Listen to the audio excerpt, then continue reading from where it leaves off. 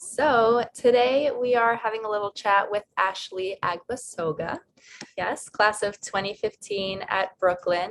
When I was in seventh grade, an anthropologist came to speak for a career day. So I went home that day, and told my dad in the car on the car ride home. I was like, "Yeah, Dad, I figured out exactly what I want to do with my life."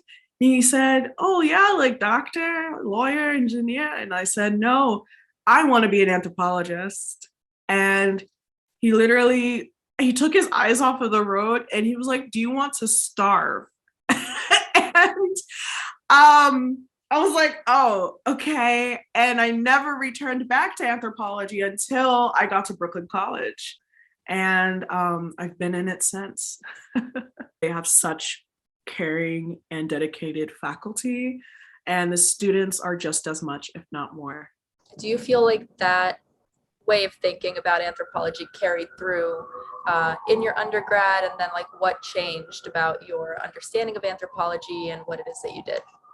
At the helm of anthro, or the way that a lot of us practice it today, particularly through the method of ethnography, right, is trying to figure out why people do things, right? Or why things are the way they are in the first place. Well, a lot of people still think that anthropology, like, we're Indiana Jones and we're like, we have a hat and we're battling snakes and digging up dead people. No, I don't do that at all. I would not like to do that. And so when I tell them, like, yeah, it depends on what subfield you are, and sometimes people combine the subfield. I initially remember thinking, oh, there's no use for Archie for my project. Oh no, that's completely wrong, right? My whole project is now thinks about mapping and like the concept of a palimpsest, which I learned in an an archaeological course.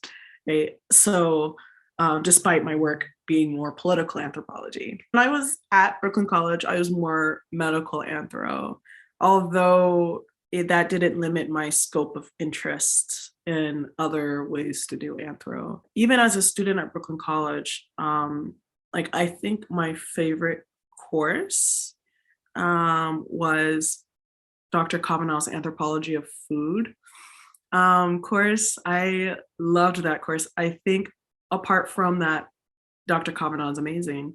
It's that also I love food, right? Like, who doesn't? And so I think that has influenced my work greatly because now that in the fall, so I'll be moving back to New York in the fall to become an assistant professor at NYU, particularly at Gallatin. And my second book project will be thinking about foodways. I don't know, like, yeah, anthropology allowed me to do all of these different like realms of thinking, right? You said that originally you were planning on maybe staying in New York for your graduate, and then you decided on Northwestern. What kind of influenced that decision? Wow.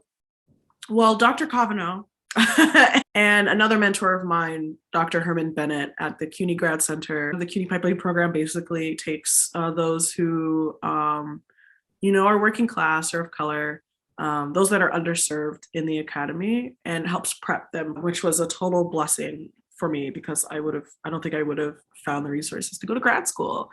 So shout out to the CUNY Pipeline program. But Herman Bennett was the director at the time. And he also encouraged me to kind of spread my wings a bit and go to Northwestern. But, a few people, including my friend, which I'll show in a moment, were like, maybe it's time to fly.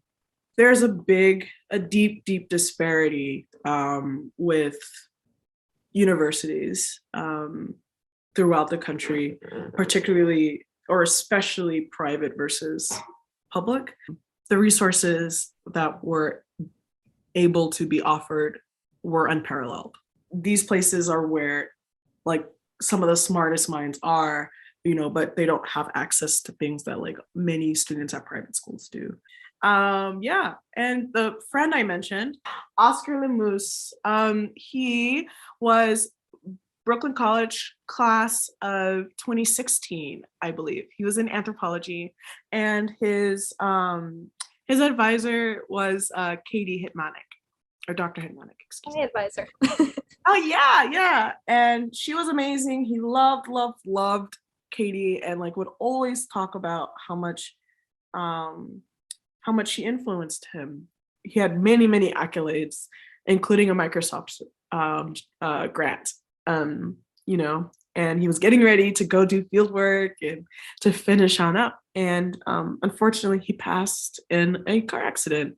And without being at Brooklyn College anthropology, we wouldn't have met, right? We nerded out about anthropology all the time. We refounded the Brooklyn College Anthropology Club after it had been defunct for decades. It seemed probably before I was born. You know, and I hear it's going strong today, which is really cool. All of that is to say, not only to remember Oscar, but to also remember the impact that Anthro at BC had on my life. I'm still in contact with many of the folks I met, both professors and friends. And yeah, in a way, it sounds really corny, but it always has like a special place in my heart.